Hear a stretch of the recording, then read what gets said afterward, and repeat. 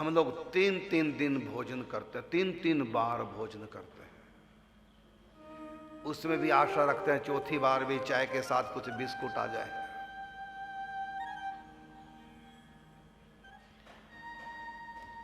बीमारियां इसलिए बढ़ रही हैं, इतना व्यक्ति काम नहीं करता फिजिकली, उसका वर्क इतना नहीं है जितना वो खा जाता है। जितनी हम कैलोरी लेते हैं उतनी बर्न नहीं करते, रोगों का कारण बनती है। संतों को, चाहे वो गृहस्थ हो जो हार्ड वर्क नहीं करते, उनको कम लेना चाहिए। 3 बार तो पाना ही नहीं चाहिए, 2 बार। मेरे साथ जितने संत रहते हैं सब 2 बार पाते हैं। एक नाश्ता तो लेते नहीं, नाश्ता बनाना और खाना दोनों का समय भक्तों के पास नहीं होना चाहिए। अरे सुबह सुबह का समय होता है भजन चिंतन सुमरन करने का, इसमें बनाओ खाओ।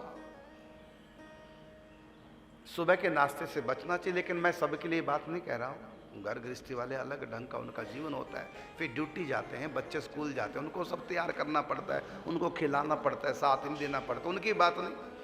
यदि कोई बच सके तो नाश्ते से बचे। नाम ही है नास्ता, ना आस्था, ना आस्था। आस्थावान लोगों के लिए नाश्ता ठीक नहीं। सुबह का समय भजन के लिए होता है, ये बनाने खाने के लिए नहीं। तो हमारे यहाँ पर जो मेरे साथ संत 6-7 रहते हैं वो नाश्ता करते, ना मैं करता हूँ ना वो करते हैं। 11 बजे प्रसाद पा लेते हैं और रात्रि का भोजन भी नहीं करते, शाम के समय ले लेते हैं।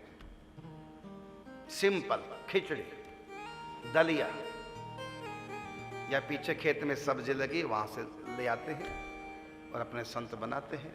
बस 2 समय, कम आहार। जितनी कैलोरी हम लेते हैं भोजन के रूप में उतनी बर्न होनी चाहिए। यदि बर्न नहीं हुई तो विकार बढ़ाएगी, मानसिक विकार भी और शारीरिक विकार भी। यदि कोई मानसिक शारीरिक विकारों से बचना चाहे तो भोजन कम करे। ये तो क्रोध, ईर्ष्या, द्वेष ये सब होंगे। जब ऊर्जा बर्न नहीं होगी तो ऊर्जा गलत जगह इस्तेमाल होगी, काम में, क्रोध में, लोभ में, ईर्ष्या में, द्वेष में, निंदा में, चुगली में, व्यर्थ के कार्यों में। क्योंकि जो खाया ऊर्जा बनेगी, ऊर्जा कहीं ना कहीं तो बर्न होनी,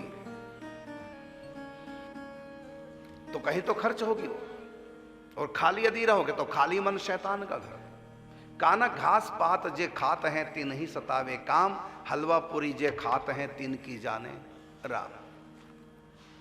इससे खाने में संयम करना चाहिए, विशेषकर संतों को, विशेषकर विरक्तों को। क्योंकि विरक्त हार्ड वर्क नहीं करते, संत बैठे रहते हैं भजन चिंतन में, पूजा पाठ में, तो शरीर उनका ज्यादा हिलता जुलता नहीं तो बीमार पड़ेंगे। फिर पेट खराब रहेगा। सबसे बड़ी बीमारी पेट और दिमाग। पेट का संबंध दिमाग से होता है। यदि पेट ठीक नहीं तो दिमाग कभी ठीक नहीं होगा, बुद्धि कभी ठीक निर्णय नहीं ले पाएगी। कम खाओ। आप पढ़िए भक्तमाल ग्रंथ में श्री स्वामी गोस्वामी सनातन जी, जीव गोस्वामी, रूप गोस्वामी, इनका सबका चित्र पढ़िए भक्तमाल में। रोटी नहीं, सब्जी नहीं, मथुरा से भिक्षा। क्योंकि मैंने बताया कि उस समय वृंदावन बंद था पूरा। मथुरा से संत भिक्षा लाते चून की, बस जमुना जल में भिगो के आटा चून गोले से बना के पेड़े से, और उसको अग्नि में सेक लेते थे। उसमें कोई घी नहीं, कोई नमक नहीं, और जैसे तैसे भोग लगा के चबा के निगल लेते थे। तब इनसे भजन हुआ है, तो भजन नहीं होगा। भोजन पेट भर के कभी संत को खाना नहीं चाहिए। 4 रोटी की भूख है तो 2 रोटी खाए, भजन में लगे।